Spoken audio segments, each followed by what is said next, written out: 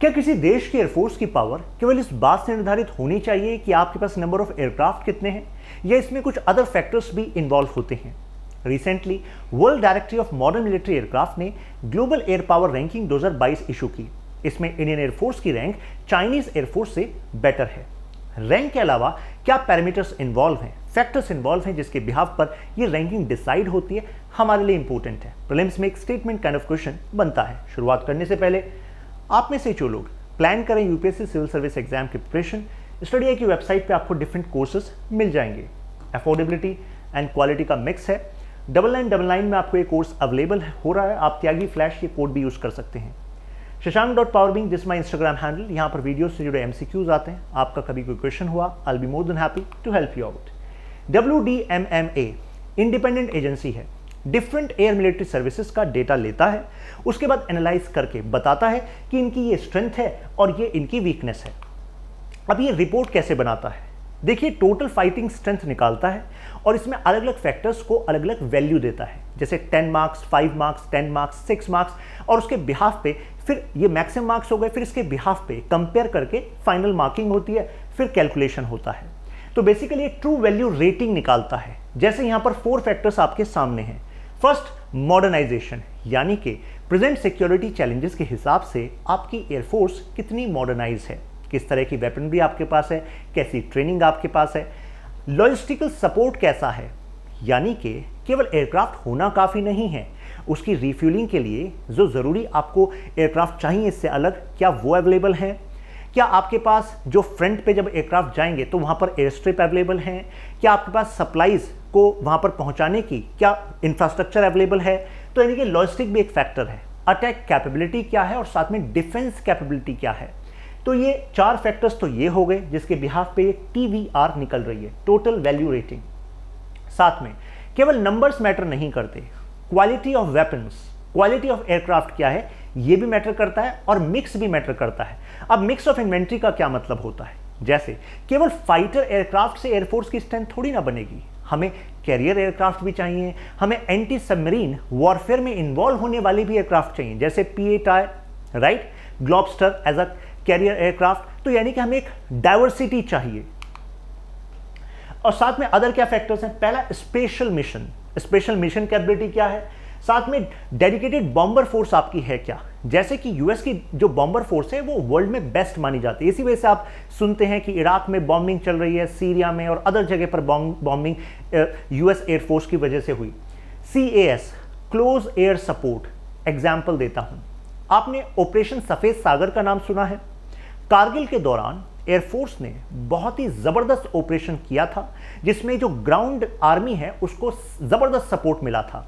यानी कि कई बार टफ टेरेन में आर्मी फॉरवर्ड पर होती है, लेकिन वहाँ पर एयरफोर्स का सपोर्ट ज़रूरत होता है। तो क्या वहाँ पर एयरफोर्स वो क्लोज सपोर्ट दे सकती है? तो ये भी यहाँ पर एक इम्पोर्टेंट फैक्टर है। ट्रेनिंग, ट्रेनिंग के लिए क्या कैपेबिलिटी है, क्या स्टैंडर्ड्स हैं, साथ में और कौन कौन से एयरक्राफ्ट हैं जो आपने अभी ऑर्डर पर दिए हुए हैं। इसमें लोकल एरो इंडस्ट्री भी मायने रखती है। इस वाले फैक्टर पर इंडिया को अभी और बेहतर काम करना है। यानी कि अगर हमारी खुद की इंडस्ट्री होगी, R&D, मैन्युफैक्चरिंग, आपको नहीं लगता कि ऐसे में हम डिपेंडेंट नहीं रहेंगे? अगर कोई हम पर सैंक्शन भी लगाए कि आपको ये मिलिट्री वेपन्स नहीं मिलेंगे, एयरक्राफ्ट नहीं मिलेंगे, मेंटेनेंस टूल्स नहीं मिलेंगे, तो हम अपने आप में सक्षम हो। साथ में इन्वेंट्री क्या है आपकी और एक्सपीरियंस क्या है जिसके बारे में बताया। So what does this report से? ये कहती है कि हाईएस्ट TVR रेटिंग जो है वो यूएस एयरफोर्स की है और रेटिंग है 242.9। क्यों है? तो 2 फैक्टर प्रोमिनेंट हैं। एक तो ब्रॉड मिक्स, यानी कि जो variety of aircraft, variety of weaponry है यूएस एयरफोर्स के पास वो बहुत ज़बरदस्त है। साथ में लोकली सोर्स्ड है, यानी कि उनके पास मैसिव इंडस्ट्रियल बेस है अपने देश में, तभी तो एक्सपोर्टर हैं। साथ में स्ट्रेटेजिक लेवल बॉम्बर है जिसके बारे में आपको भी बताया था, और साथ में ट्रांसपोर्ट एयरक्राफ्ट हंड्रेड्स में है उनके पास, और कुछ तो अभी ऑर्डर पर है। अब जरा रैंकिंग देख लीजिए।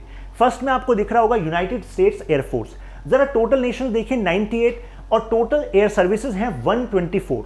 आप में से कुछ लोग सोच रहे होंगे कि जब ये एयर पावर इंडेक्स है, रैंकिंग है, तो इसमें 98 कंट्रीज हैं, तो फिर 124 एयर सर्विसेज कैसे? वो ऐसे क्योंकि जो एयर सर्विसेज है ना, वो कैपेबिलिटी मिलिट्री वाली, वो केवल एयरफोर्स के पास ही नहीं होती, नेवी के पास भी तो होती है। जैसे कि हमारी जो इंडियन नेवी है उसके पास भी पायलट्स होते हैं, राइट, फाइटर जेट्स भी होते हैं, हीलोज भी होते हैं, हेलीकॉप्टर्स भी होते हैं, राइट। तो इसी वजह से फर्स्ट रैंकिंग मिली है यूएस एयरफोर्स को, और सेकंड रैंकिंग क्योंकि नेवी को भी लिया जाता है तो यूएस नेवी को मिली है, थर्ड रशियन एयरफोर्स को मिली है, फोर्थ यूएस आर्मी एविएशन अलग ग्रुप है। हम देखिए कहां पर है, हमारी रैंकिंग है 6th इंडियन एयरफोर्स की, 7th पे है चाइना, 8th पर है जापान और 9th पर है इजराइल, फिर नीचे 10th पर है फ्रांस, फिर 11th पे है ब्रिटिश रॉयल एयरफोर्स, फिर नीचे है साउथ कोरियन एयरफोर्स। तो हमारी रैंक है 6th। अब इंडियन एयरफोर्स के अगर इस रिपोर्ट के हिसाब से एनालाइज करें तो हमारे पास 1645 अभी एक्टिव एयरक्राफ्ट हैं जो भी सर्विस में हैं। और ये देखिए हमारे पास टाइप्स हैं, जैसे फाइटर एयरक्राफ्ट हमारे पास 632 हैं, हेलीकॉप्टर्स 438 हैं, ट्रांसपोर्ट में आपने सुना होगा चर्चा में रहता है डॉर्नियर और C-17, ट्रेनर में हॉक HJT-16, ऐसी एरियल टैंकर्स हैं, रिफ्यूलर हैं, यानी कि जब हमारा एयरक्राफ्ट अभी मतलब फ्लाइट में ही है और उस टाइम पर उसको रिफ्यूलिंग की जरूरत है तो उसके लिए ये एयरक्राफ्ट यूज होते हैं, 7 इन नंबर्स हैं। स्पेशल मिशन के लिए गल्फ स्ट्रीम, ग्लोबल 500, बोइंग, ये हमारे पास है, यानी कि एक अच्छा खासा वेरिएशन हमारे पास है, लेकिन हम अभी भी अपनी कैपेबिलिटीज को इंप्रूव कर रहे हैं।